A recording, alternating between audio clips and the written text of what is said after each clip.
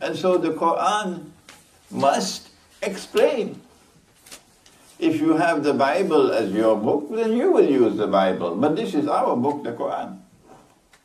And our book says that this book explains all things. So what is the explanation in the Quran for the reality in the world today, which confronts us?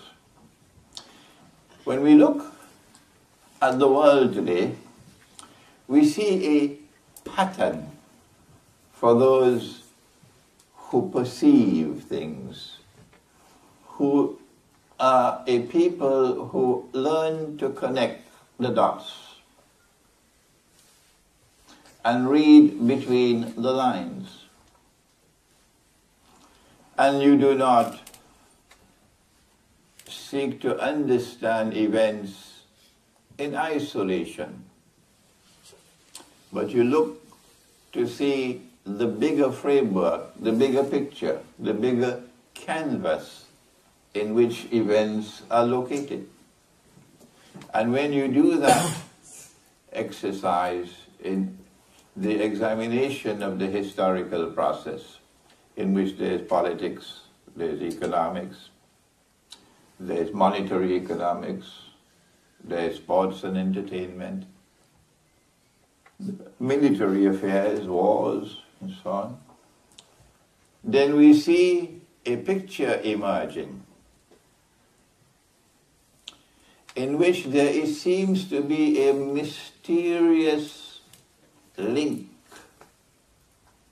between the historical process emerging for the last few hundred years and the Holy Land.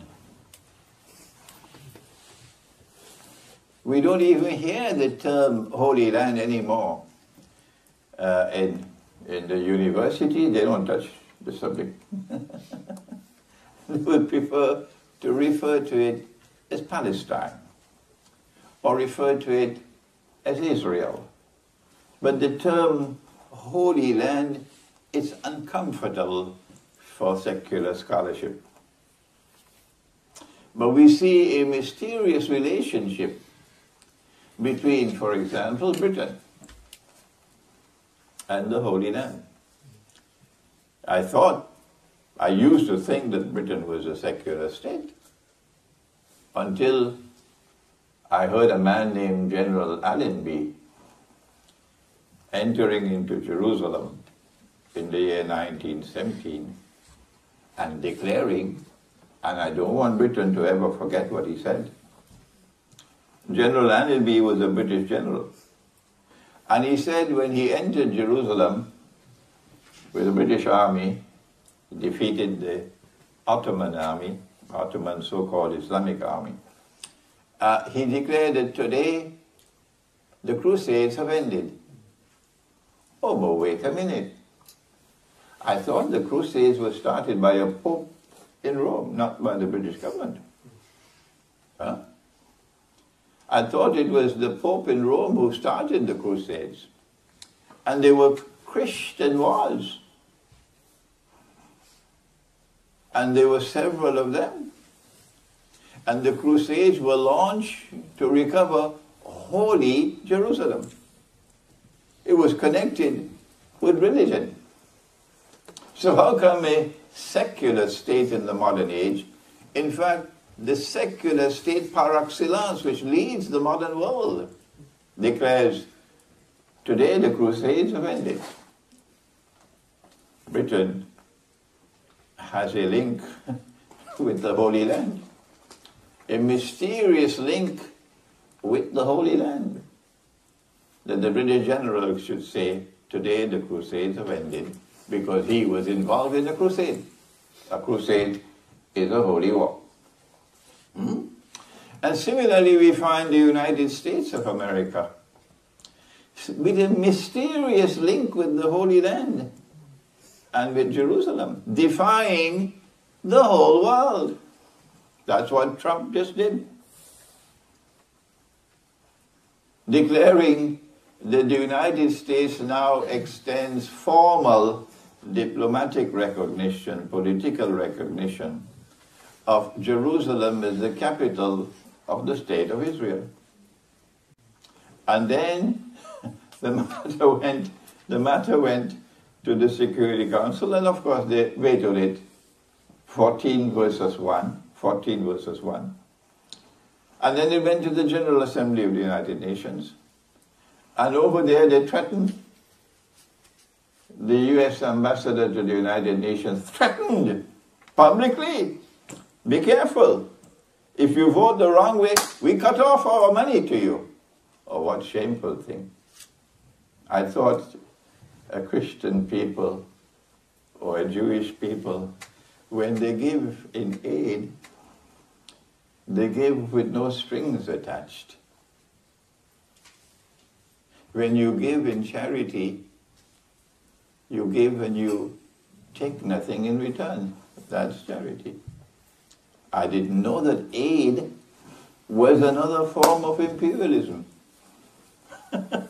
And the US ambassador said, if you vote the wrong way, we'll cut off the money we give to you. So then the whole world put mud on their faces and they voted. Some countries abstained, but 120-something voted against what Trump had done. Before this, there was a conference, a United Nations conference on racism, was it? And apartheid or something, on Israel. And only one country in the world voted against it, the United States. Everybody else voted in favor. So why is the United States displaying this mysterious obsession with the Holy Land that Britain also had before the United States? Is there something which explains it? And now we are located at a moment in time, we in Islamic eschatology, we recognize that we are now in a transition stage in the historical process where a Pax Britannica, which had emerged mysteriously in history, there was nothing to explain it. No tools of political analysis could explain it, was replaced by a Pax Americana, which was built overnight. They built the United States overnight, like you building a massive building, and 1 week it was not there, and the next week the whole thing is completed. That's how they built the United States, overnight. The fast lane on the highway. Of course, they had to use slavery to do it. And they were never ashamed of the links with slavery. To build the United States overnight. And then Pax Americana replaced Pax Britannica. And then we now see, for those who have eyes with which to see, and mashallah, many people now have eyes and can see. Not everybody eating biryani and going to sleep. That Pax Americana is now in irreversible decline. Those are powerful words, eh? Irreversible decline. But we have Islamic eschatology. That's why we can speak so confidently. But there are many who agree with us in the world of secular scholarship. That the United States is now riding into the sunset. And there's something else coming to replace it. And we recognize that their master plan, I've not mentioned who they are, but their master plan is to replace Pax Americana with a Pax Judaica. But wait a minute. They had said, all that we want to do, nothing more, is to find a home for a people who do not have a home. No, you lied. You lied. because you didn't want that alone. You wanted to create a state which would eventually become the ruling state in the world, so that a Pax Judaica would replace Pax Americana. And thank Allah that many in the world of scholarship now agree with this, so you can't accuse me of any anti-Semitism and that rubbish. No, this is scholarship.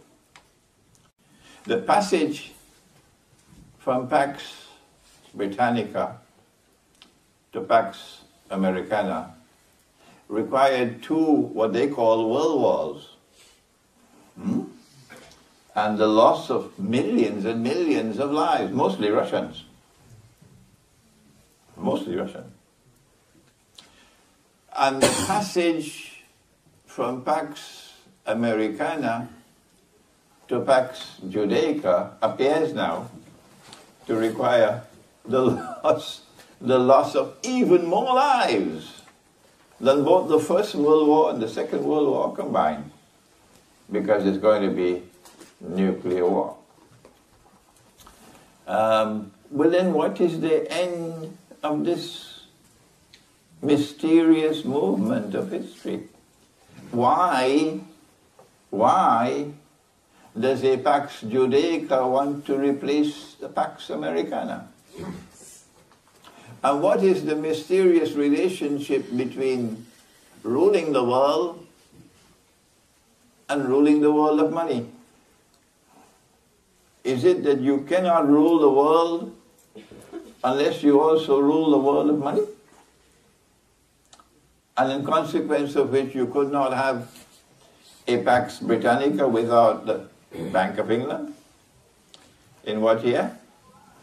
1796 or 97? 1696 or 97? Don't worry, I don't have time to ask you questions.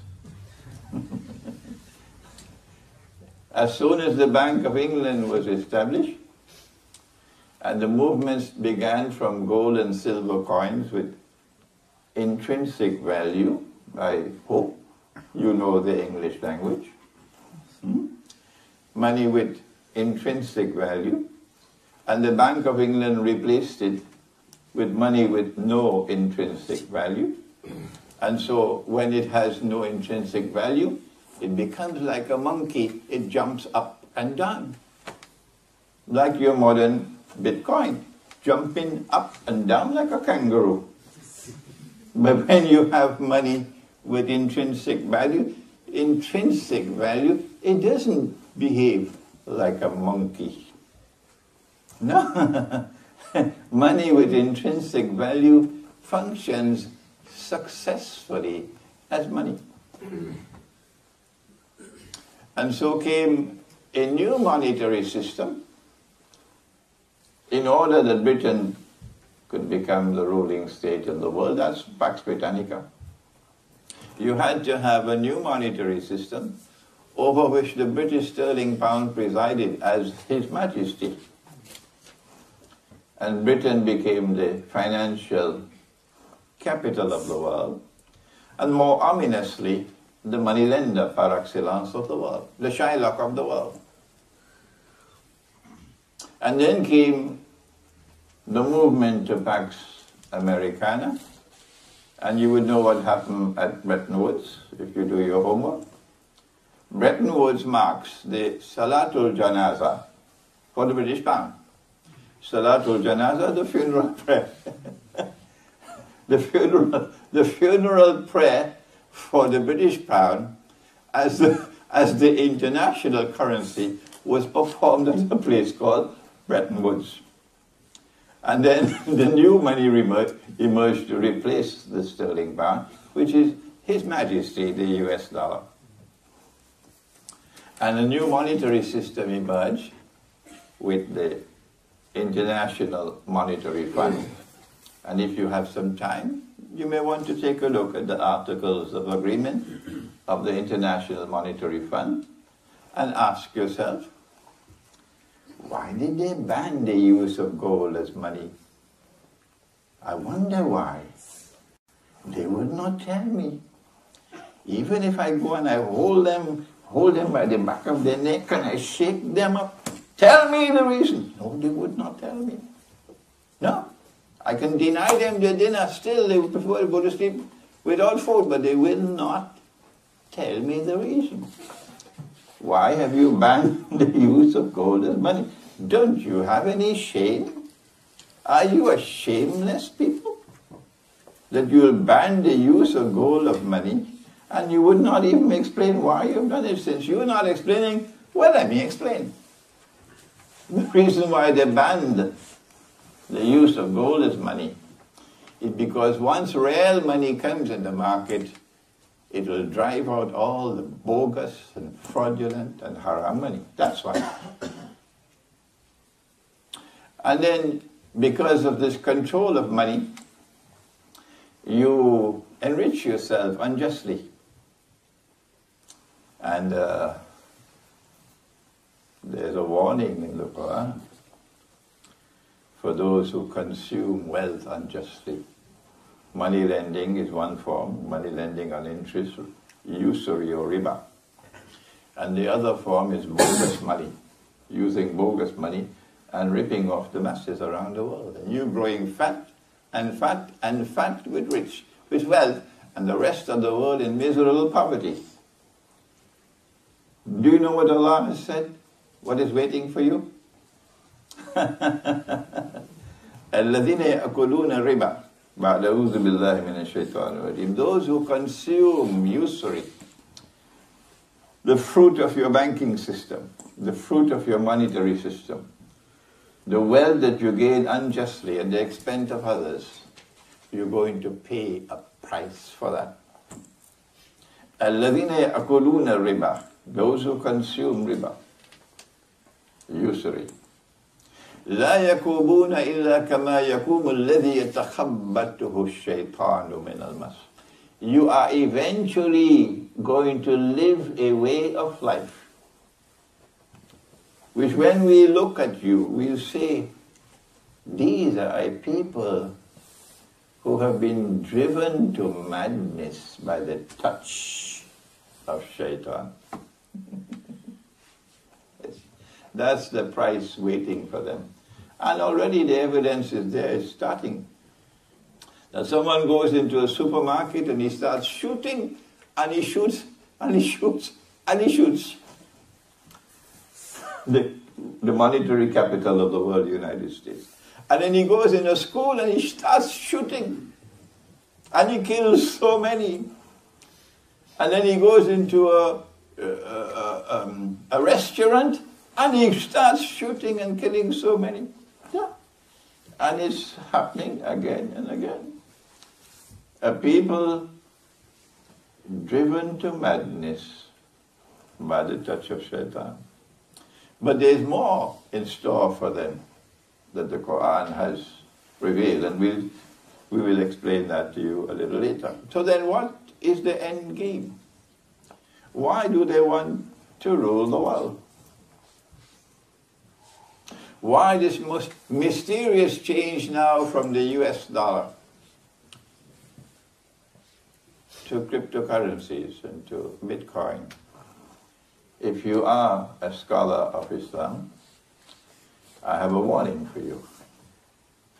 Because you are my brother, you've spent a long time studying the religion in a Darul Uloom, in a Jamia. I have a warning for you. The warning is, do not betray the Quran. Because if you betray the Quran, there is a terrible price waiting for you, because you are not like the rest of the people. You are the scholars of Islam. And I'm not doing this to belittle you. I am not doing this to make you feel bad. No, I'm doing this because you are my brothers and I love you. Either you go to the Quran and search in the Quran for that which explains the world today. And if you cannot do that, then go to those who can do it and learn from them. I have no more to say on this.